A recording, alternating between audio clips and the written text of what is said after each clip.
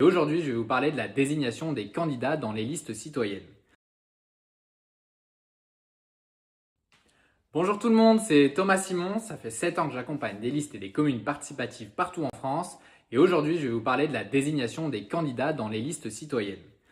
Habituellement, comment ça marche? Il y a un gars qui se présente dans la commune et qui veut être maire, et du coup, il rassemble des gens autour d'eux.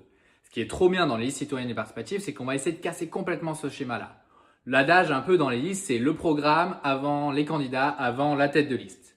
Quand on arrive à ce moment-là de désigner les candidats et la tête de liste, ce qui est super important, c'est que tout le monde peut être candidat, tout le monde peut être tête de liste. On va vraiment essayer d'aller chercher chaque pépite qui arrive dans le collectif, qu'on rencontre dans la rue, pour que potentiellement il soit sur la liste, voire qu'il soit le prochain ou la prochaine maire de la commune.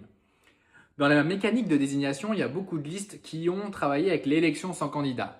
C'est quoi l'élection sans candidat? C'est une méthode qui permet, au lieu que ce soit les gens qui se proposent eux-mêmes en disant moi je suis chaud d'être candidat pour la liste, ça va être tout le collectif qui va nommer un à un la personne qui verrait bien être tête de liste ou candidat.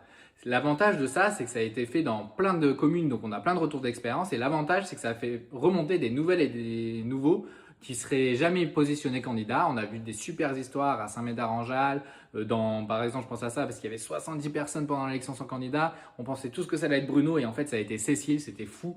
Voilà, ça crée vraiment une énergie. On va faire monter des nouvelles personnes et c'est exactement ça qu'on veut faire avec les listes citoyennes et participatives. Et n'oubliez pas, on fait tout ça pourquoi? Pour prendre le pouvoir, pour le partager.